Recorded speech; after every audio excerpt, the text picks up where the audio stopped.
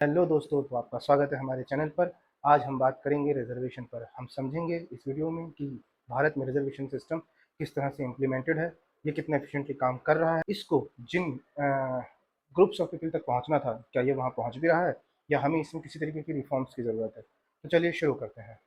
तो basically reservation Bharat में cast categories और इकोनॉमिक बेसिस पर इम्प्लीमेंट किया गया है। रिजर्वेशन कुछ इस तरह है: ओबीसी 27%, एससी 15% और एसटी 7.5%, ईडब्ल्यूएस 10%। तो कुल मिलाकर के जो रिजर्वेशन बनता है वो बनता है 59.5%। अब आगे इसको समझते हैं ओबीसी का एग्जाम्पल लेके। रोहिणी कमीशन ने 2017 से 2021 के बीच इसकी इम्प्लीमेंटेशन और इसकी रीच पर अध्ययन किया। उस अध्ययन में इन्होंने पाया ओबीसी की 25% आबादी ने या 25% सब कैटेगरीज ने इसका लगभग 97% लाभ पाया। वहीं लगभग 90% सब कैटेगरीज ने इसका लाभ सिर्फ 2.68% ही पाया। तो इसका मतलब लगभग 983 सब कैटेगरीज ओबीसी के अंडर ऐसी थी जिनका कि हायर एजुकेशन और नौकरियों में लगभग नगण्य, लगभग जीरो रिप्रेजेंटेशन था। तो इसका मतलब कुछ ये निकलता है कि इन कैटेगरीज में भी बहुत सारी ऐसी सब कैटेगरीज हैं जो डोमिनेंट हैं, और लगभग वही सब कैटेगरीज इसका लगभग सारा लाभ पा रही हैं। और जहाँ तक इस रिजर्वेशन को पहुँचना चाहिए था, ये शायद वहाँ तक पेनिट्रेट ही नहीं कर पा रहा है। कुछ सिमिलर कंडीशन एस सी के साथ भी है।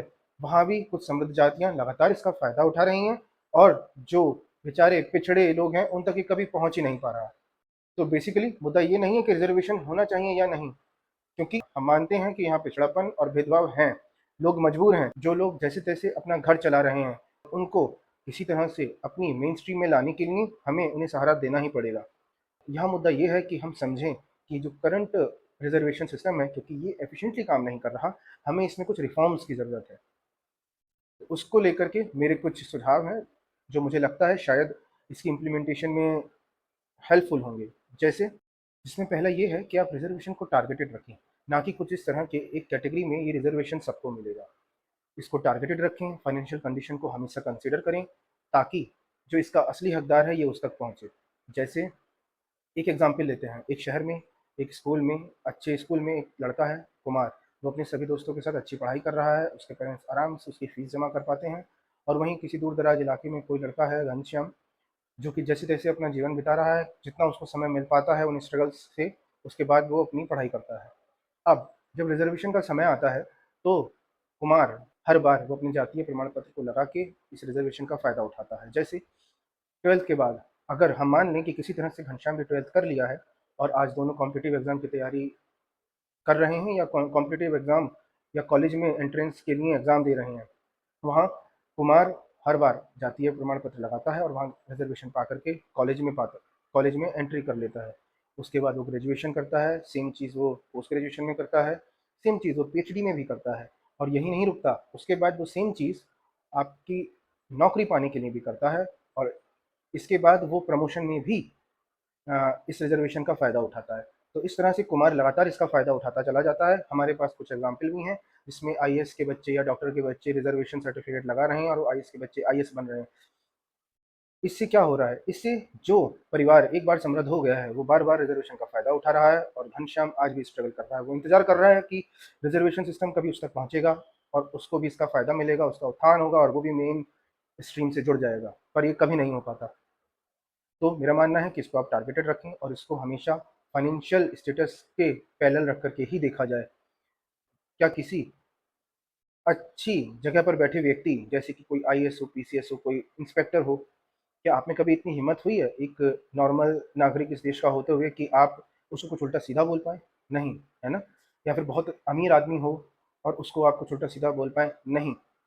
तो बेसिकली क्या होता है कि जब आप एक बार मेन स्ट्रीम में जुड़ जाते हैं, तो धीरे-धीरे इस चीज़ का इम्पैक्ट कम होता जाता है। बड़े शहरों में आजकल इतना इम्पैक्ट इस चीज़ का नहीं है, पर हाँ, दूर-दराज गाँव में इसका इफ़ेक्ट आज भी है।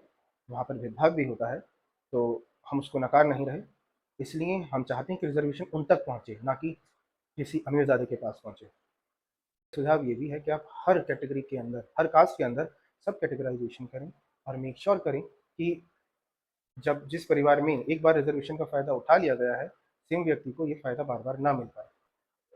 इसके अलावा आप हर 8-10 साल में ऑडिट करें और देखें कि कौन जातियाँ हैं जो कि अब अच्छी स्थिति में हैं और उनको आप रिजर्वेशन की कैटेगरी से आप हटा दें, ताकि बार बार वही जातियाँ इसका बेनिफिट ना उठा पाएँ। अब अगली बात पर आते हैं। आप एक बात बताइए, क्या यहाँ पर हक आपका जनरल कास्ट का व्यक्ति खा रहा है? नहीं, उसके पास तो ऑप्शन ही नहीं है, वो तो उन नंबर ऑफ सीट्स में कभी उम्मीदवार है ही नहीं। आपका हक आप ही की जाति में और जो सब कैटेगरीज हैं जो कि ताकतवर हैं, आपका हक वो लोग खा रहे हैं। और जब भी कोई भी व्यक्ति आवाज़ उठाता है कि हमें रिफॉर्म्स की ज़रूरत है करंट रिजर्वेशन सिस्टम में, तो ये लोग आपकी वीडियोस दिखाते हैं कि देखिए ये व्यक्ति नाली साफ कर रहा है, देखिए ये व्यक्ति कचरा उठा रहा है।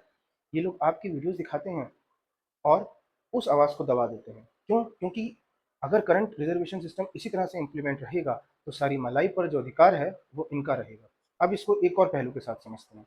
जैसा कि आपने खुद भी देखा होगा, रिसेंटली नीट के एग्ज़ाम में -40 नंबर्स पर एडमिशन हुए, वो व्यक्ति स्पेशलाइज्ड डॉक्टर बनेगा, करेक्ट?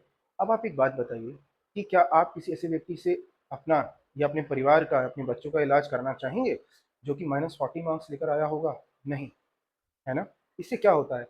इससे वो जो एक पर्टिकुलर इंस्टीट्यूशन है, उसकी क्रेडिबिलिटी खत्म हो जाती है, करेक्ट? क्योंकि आप एक डॉक्टर पर भरोसा ही नहीं कर पाएँगे कि हाँ, ये व्यक्ति हमारा सही इलाज करेगा। आप हमेशा डरेंगे, राइट? जब हम रिज़र्वेशन इम्प्लीमेंट करें, तो हमें ये भी ध्यान रखना पड़ेगा कि ऐसी कौन-सी फ़ील्ड्स हैं, जिसमें हमें बैलेंस बनाने की ज़रूरत है स्किल्स और रिज़र्वेशन के बीच। जैसे कि उसका एक ही एग्ज़ाम्पल है डॉक्टरी, राइट? क्योंकि वो व्यक्ति जान बचाता है। हर एक एग्ज़ाम में एक मिनिमम क्वालिफ़िकेशन मार्क्स होना बहुत ज़रूरी है, ताकि एक मिनिमम स्किल लेवल हम हमेशा अचीव कर पाएँ उस पर्टिकुलर इंस्टीट्यूशन में। इसको भी एक एग्ज़ाम्पल से समझते हैं। सपोज़ आप दिल का इलाज कराने गए डॉक्टर के पास, उसके लिए आपने कुछ दवाइयाँ शुरू की, बट उसका इम्पैक्ट धीरे-धीरे लंबे समय तक चलने की वजह से आपके दिमाग पर होने लगता है। तब आप क्या करेंगे? क्या आप ऐसे ही बदहवाश दिल की दवाई खाते रहेंगे या फिर कहीं न कहीं आप बैलेंस बनाने की कोशिश करेंगे कि हमारे दिमाग पर असर ना आए? राइट? आप भी चाहेंगे कि दवाइयों का बैलेंस बने, करेक्ट?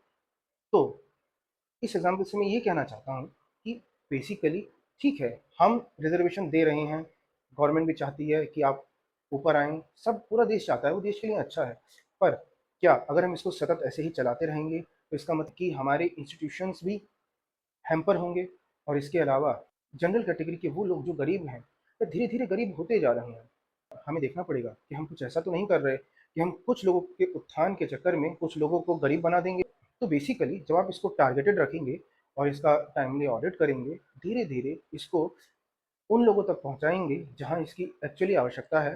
गवर्नमेंट को चाहिए कि वो जगह-जगह दूर-दराज के इलाकों में अच्छे इंस्टीट्यूट्स खोले, इन लोगों को सपोर्ट करे और टाइमली मैनर में धीरे-धीरे वो नंबर ऑफ टास्क को रिड्यूस करना शुरू करे रिज़र्वेशन की बकेट से और उसको और ज़्यादा टारगेटेड बनाएँ टुवर्ड्स दोज़ सब कैटेगरीज़ जिनकी इसको एक्चुअली नीड है।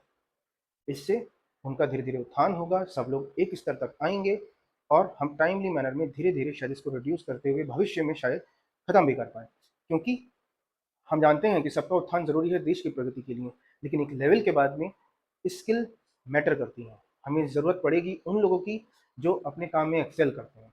मुझे उम्मीद है कि आप इस बात से सहमत होंगे, ताकि ये जो रिज़र्वेशन है, जिन पॉलिटिकल पार्टीज़ के लिए मात्र टूल ना रह जाए जिससे कि वो वोट पाते हैं। आप इन लोगों के भड़कावे में ना आएँ, अपनी बुद्धि से सोचें, समझें और हाथ बटाएँ, गवर्नमेंट को राय भेजें कि हाँ, हम रिफ़ॉर्म चाहते हैं इसमें, ताकि इस रिज़र्वेशन सिस्टम को अच्छी तरीके से इम्प्लीमेंट किया जा सके।